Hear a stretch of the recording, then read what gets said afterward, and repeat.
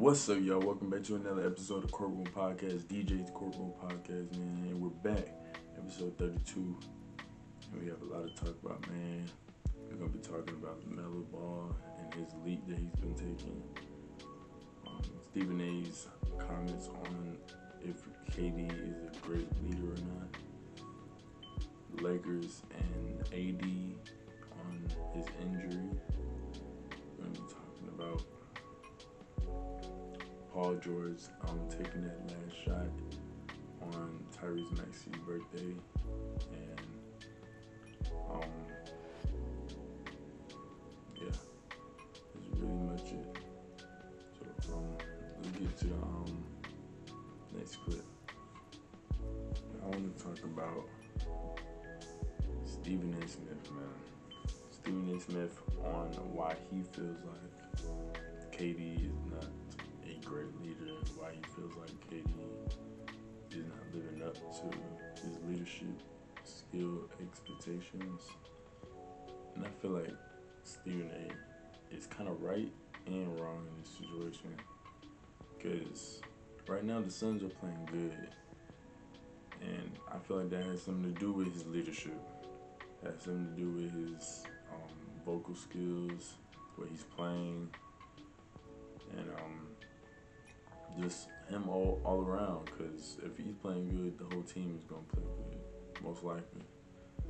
Especially when it comes to playing good on the vocal level and defensive end, not only the offensive end.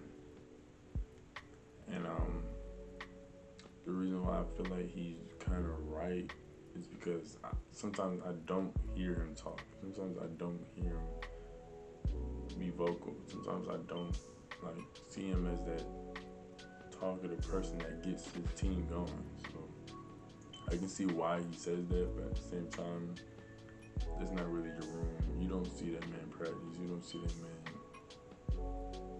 do shoot-arounds. Let him be him. And if you're in those practices and in those shoot-arounds, it's different, but you're not Stephen A. So let him be him. Now, I want to talk about the Lakers and how I feel like they're overusing Anthony Davis, how Anthony Davis got injured because of them relying on his dominance so much. And I understand that they need him. They need him to score 30 and 12. And they just need him on that level. But y'all could prioritize him, take him out a lot of times, timeouts and stuff like that, so he can get the proper rest, so he won't be in situations where he got injured, so he won't have to sit out.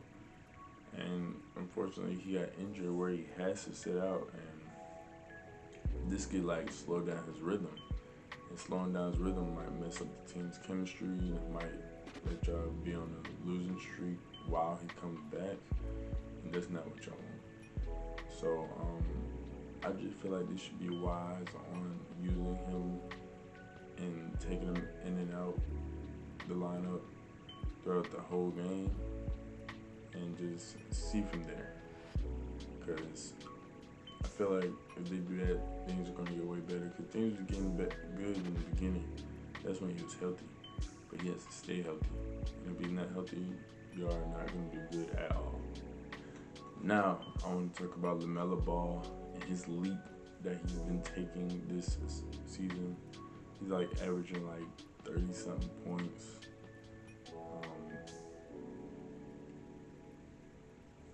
Probably over 5 assists and 5 rebounds. But he's been doing great, man. The only thing is the team he's on, but individually he's been doing great. He just got to stay healthy as well. He got to be able to take care of his body, eat the right foods, all that, because all that has something to do with the body staying healthy, the body bones staying intact, and for him to just be able to stay out there with his team. And Lamelo, I can see him being an all-star. I can see him just having multiple all-stars, but he got to be on that. He got to be on the team that's winning. He can be averaging these numbers and just not winning. If you If you just averaging these numbers and not winning, you're gonna be respected as a player, but you're not gonna be respected as a teammate. So you gotta be able to be a winning player more in his career, because this is year 5 and nobody's expecting you to just waste these years no more. So I can see him being like a MVP in the near future, but you gotta be able to win when you want to be in different conversations. Now, lastly, I want to talk about Paul George taking that last shot when he could have just passed it to Tyrese Maxey that had like 34 points that whole night. Paul George had 15 points, and he didn't even have a rhythm in the fourth quarter. He only had 2 free throws, or 2 free throws in the beginning of the fourth quarter, and that's it. He didn't have no field goal or nothing like that. Tyrese had scored like 7 points in the fourth quarter, and you gotta think about it. He has a rhythm. It's his birthday, and you just got back. Like, this is your first game back. It's a time where you gotta be in your head, let this ego aside, and just not be selfish. But Paul George was selfish, and Paul George being selfish made them lose. Because I feel like if you passed it to Tyrese Maxey, he would have shot the 3 to win it instead of trying to tie it to go to overtime. And they would have got the dub. But now, all of a sudden, they're 0-2 in these last 2 games because the game just ended. I just watched, and Paul George scored 18 points. They need to do way better. They need to do way better on defense. They need to do way better communicating. And they got to be able to just play better, because if they don't, they're not going to make the playoffs. This is going to be a waste year.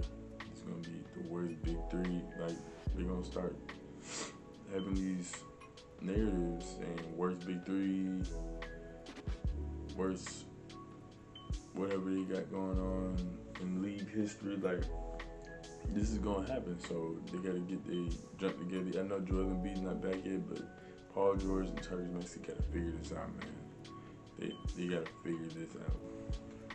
Now, this is it, man. I'm going to wrap this up, episode 32. I'm glad y'all are still tuning in. I want y'all to subscribe, like, comment, and go share this podcast, man. Go share it. Keep sharing it with everybody out there so we can grow together. And